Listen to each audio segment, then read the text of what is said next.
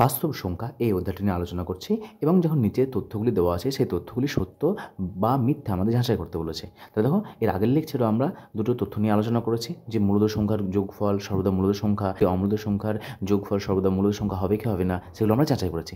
আজকের লেকচারে দেখো যে বলে দেওয়া আছে যে দুটি মূলদ সংখ্যার গুণফল সর্বদা মূলদ সংখ্যা হবে। এটা সত্য না মিথ্যা আমাদের যাচাই করতে বলেছে। তাহলে আমরা কী করবো? আমরা জানি দেখো যে বাস্তব সংখ্যা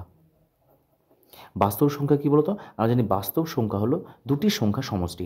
একটা হলো মূলদ সংখ্যা, একটা হলো অমূলদ সংখ্যা। মূলদ সংখ্যা কাদেরকে বলা হয়? যে সকল সংখ্যাগুলিকে আমাদের পি বাই কিউ আকারে প্রকাশ করা হয়। আর অমূলদ সংখ্যা কাদেরকে বলা হয়? যে সকল সংখ্যাগুলিকে আমাদের পি বাই কিউ আকারে প্রকাশ করা যায় না। উদাহরণ কেমন? মূলদ সংখ্যার উদাহরণ যেমন ধরো নাও 2, 1-এর 2, 3, 4/5, এই প্রত্যেকটা হলো আমাদের পি বাই কিউ আকারে প্রকাশ করা যাচ্ছে, এগুলোকে মূলদ সংখ্যা বলা হয়। আর অমূলদ সংখ্যা কাদেরকে বলা হয়?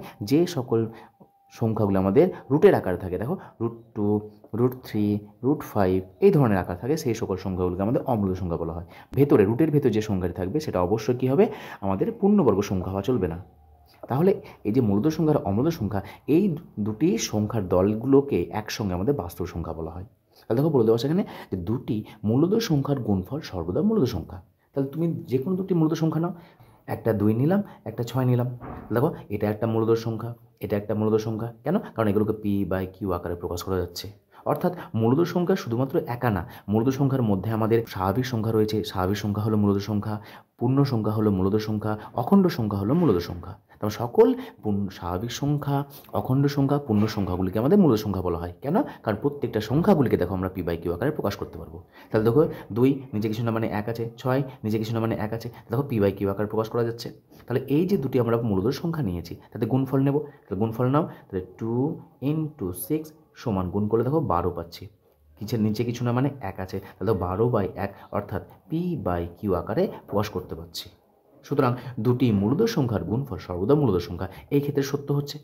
আর দু একটা এক্সাম্পল নাও, ধরে নাও যে 1-এর 2 নিলাম, 1-এর 3 নিলাম, এই দুটো গুণ করো। তাহলে 1-এর 2 গুণিত 1-এর 3, গুণ করলে কত হবে? নিচের সঙ্গে নিচেরটা গুণ হবে, 3 × 2 6 হলো আমাদের, আর 1-এর সঙ্গে 1 উপরে গুণ হবে, 1-এর 6। দেখো এটাও হচ্ছে পি বাই কিউ আকারে 1/6। দেখো এটাও আমরা পি বাই কিউ আকারে প্রকাশ করতে পারছি, তার মানে 1/2 × 1/3, এটাও আমাদের সত্য।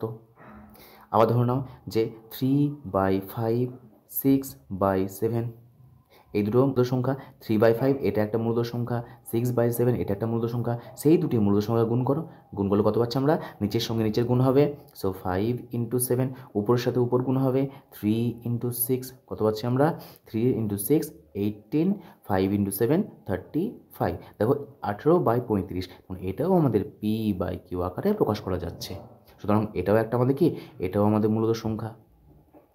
তারপর তুমি যে কোনো দুটি মূলদ সংখ্যা নাও না কেন, তাদের গুণফল সর্বদা কী পাচ্ছি আমরা? দেখো এখানেও মূলদ সংখ্যা পাচ্ছি, এখানেও মূলদ সংখ্যা পাচ্ছি, এখানেও মূলদ সংখ্যা পাচ্ছি।